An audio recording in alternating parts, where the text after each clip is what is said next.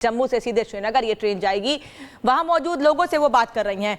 वहां मौजूद लोग स्टाफ हैं या फिर मीडिया कर्मी हैं या रेलवे के स्टाफ हैं, वो उनसे बात कर रही हैं। तो ये समझा जा सकता है कि रेलवे के कर्मचारियों में भी इससे कितना उत्साह है, वो कितने खुश हैं कि कनेक्टिविटी सीधे होगी। क्योंकि पहले भी हमने आपको बताया कि पहाड़ी रास्ता है जम्मू से श्रीनगर तक का, कश्मीर तक का, तो ऐसे में कई बार लैंडस्लाइड के चलते लंबा जाम लगता था या कई बार लोगों को लंबे समय तक फंसे रहने के चलते वो सही समय पर श्रीनगर तक नहीं पहुंच पाते थे। तो अब ट्रेन हो जाने से सीधे जम्मू से सीधे कनेक्टिविटी श्रीनगर तक हो जाने से तमाम परेशानियां दूर होंगी। ये 3 तस्वीरें इस वक्त आप देख रहे हैं। एक तरफ चेनाब रेल ब्रिज की सौगात प्रधानमंत्री नरेंद्र मोदी ने आज दी है, उससे पहले उसका जायजा लिया। दूसरी तस्वीर पीएम मोदी ने उसी ब्रिज पर तिरंगा लहराया है, काफी लंबी दूरी तक हाथ में तिरंगा लेकर, तिरंगा ऊंचा करके, जो संदेश हमेशा से प्रधानमंत्री देते रहे हैं वो आज उनके हाव भाव में भी दिखा है कि तिरंगा ऊंचा करके हाथों में लेकर लहराते हुए तिरंगा प्रधानमंत्री आगे बढ़े हैं। ये वही जम्मू है जहां पर, जैसा कि अभी अनामिका भी कह रही थी कि 1 महीने पहले लगातार ड्रोन अटैक किए गए, एयरपोर्ट को निशाना बनाने की कोशिश की गई, लेकिन तमाम अटैक्स को नाकाम कर दिया हमारी सेना ने। और ये संदेश आज उसी पाकिस्तान को है, जम्मू की धरती से। लेकिन भले ही प्रधानमंत्री जम्मू में है, लेकिन कश्मीर से जम्मू से लेकर कश्मीर और उसके बाद पाकिस्तान तक ये संदेश जा रहा है कि जम्मू कश्मीर से कैसे प्रधानमंत्री पाकिस्तान को बता रहे हैं कि भारत मजबूत था, है और आगे भी रहेगा।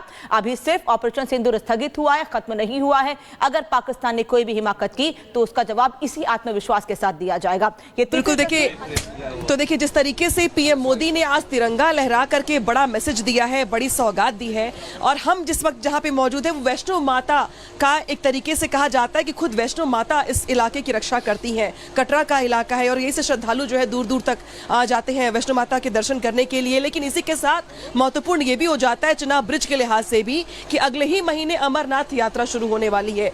3 जुलाई से यात्रा शुरू होने वाली है, अगस्त तक चलती है और देश भर के जो श्रद्धालु हैं वो अलग अलग हिस्सों से होकर के आते हैं। तो आज जिस तरीके से सौगातें मिली, चाहे अंजी ब्रिज की मिली हो, चाहे चेनाब ब्रिज की मिली हो, चाहे 2-2 वंदे भारत ट्रेनों की मिली हो, ये अमरनाथ यात्रा के श्रद्धालुओं को भी बड़ी राहत देने वाली है। क्योंकि बहुत सारे लोग ऐसे हैं जो जम्मू तक फ्लाइट से आते हैं लेकिन उन्हें बाय रोड जाना पड़ता है श्रीनगर के लिए। क्योंकि अगर आप अमरनाथ यात्रा को जानते होंगे तो जानते हैं कि आपको जाना पड़ेगा श्रीनगर से पहलगाम होते हुए बालटाल के लिए, तो श्रीनगर तो आपको जाना ही पड़ेगा। तो श्रीनगर से कनेक्टिविटी कितनी ज्यादा महत्वपूर्ण हो जाती है श्रद्धालुओं के लिहाज से भी, इसको जरा आप ऐसे भी सोचिए। ऐसे में जब पीएम मोदी आज उद्घाटन कर रहे हैं, पीएम मोदी ने अंजी ब्रिज का भी उद्घाटन किया है। अंजी ब्रिज वो इलाका है और वो अंजी नदी है जिसको पाटता हुआ ये पुल है, लंबा केबलिंग वाला पुल है ये।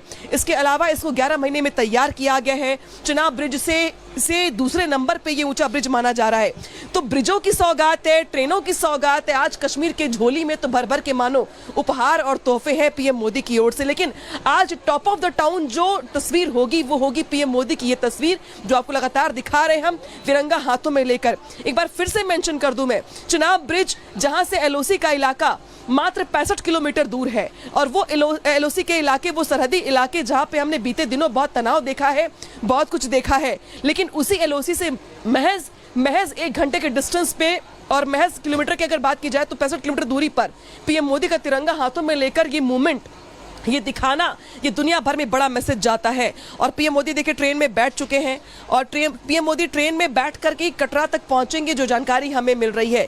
यानी कि पीएम मोदी अगर बात की जाए तो जिस तरीके से ट्रेनों की सौगात देने वाले, वो खुद भी उस सफर का आनंद ले रहे हैं, खुद भी उस सफर से वो रूबरू हो रहे हैं। और जहां पर हमारी मौजूदगी ट्रेन के भीतर ये वंदे भारत ट्रेन है और ऐसी 2 ट्रेनें चलाई जाएंगी जो सप्ताह में 6 दिनों तक चलेंगी। एक ट्रेन का 4 बार संचालन किया जाएगा, यानी कि जो ट्रेन यहां से जाएगी श्रीनगर के लिए वो 4 घंटे के बाद वहां से यात्रियों को लेकर के यहां पर आएगी। इसके बाद नेक्स्ट ट्रेन वहां से यहां के लिए। तो एक जो मूवमेंट शुरू किया गया है श्रीनगर टू जम्मू का कनेक्टिविटी के मामले में, वो अपने आप में काफी महत्वपूर्ण हो जाता है। टाइमिंग दोनों ट्रेनों की अलग अलग रखी गई है, मॉर्निंग और इवनिंग रखी गई ताकि यात्रियों को दिक्कत ना हो और उन्हें सहूलियत मिले रात में भी सफर करने को लेकर। लेकिन जब हम पीएम मोदी की बात करते हैं तो आज चूंकि हम तो ट्रेन में मौजूद है, ट्रेन में तो लिमिटेड लोग जिनको देख पा रहे होंगे आप, लेकिन इसी कटरा में जहां पर पीएम मोदी को रैली को संबोधित करना है और इसी कटरा स्टेशन के बाहर का हिस्सा, अंदर का हिस्सा, प्लेटफॉर्म का हिस्सा, वहां पर छोटे छोटे बच्चे स्कूलों के जो हैं वो भी यहां पर पहुंचे हुए, उनके हाथों में भी तिरंगा है, चेहरे पे मुस्कुराहट है, राष्ट्रभक्ति के गीत है, नौजवान है, महिलाएं हैं। आज जब पीएम मोदी जम्मू के कटरा में लोगों को संबोधित करेंगे तो ऑपरेशन सिंदूर को लेकर पीएम मोदी क्या कहते हैं इस पर भी नजरें रहने वाली हैं। हालांकि ऐसा पहली बार नहीं होगा जब जब पीएम मोदी ऑपरेशन सिंदूर को लेकर कुछ कह रहे हो। पीएम मोदी इसके पहले गुजरात भी जा चुके हैं, मध्य प्रदेश भी जा चुके हैं, बिहार भी जा चुके हैं और ऑपरेशन सिंदूर को लेकर उन्होंने भी वहां से बहुत बड़ी बातें कही हैं और बहुत महत्वपूर्ण बातें कही हैं। लेकिन जम्मू बहुत खास है। जम्मू कश्मीर वो इलाका है जो बीते दिनों जिसने बहुत कुछ देखा झेला है।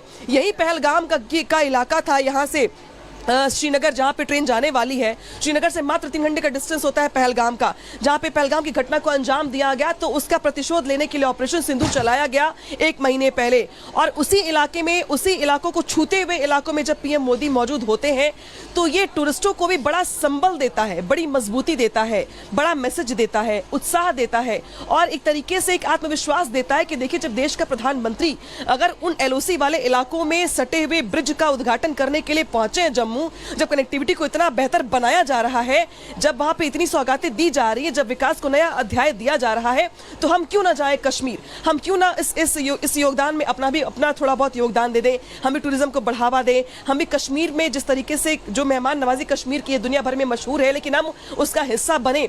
तो पीएम मोदी की आज की ये जो मौजूदगी है जम्मू में, अब वो सिर्फ एक लिहाज से नहीं, विकास, ट्रांसपोर्टेशन, टूरिज्म के साथ साथ आतंकवाद से लेकर पड़ोसी देशों को मैसेज देने से लेकर अलग अलग जगहों पर, अलग अलग मोर्चों पर ये बहुत ज्यादा अहम हो जाता है बड़ा संदेश देने के लिए।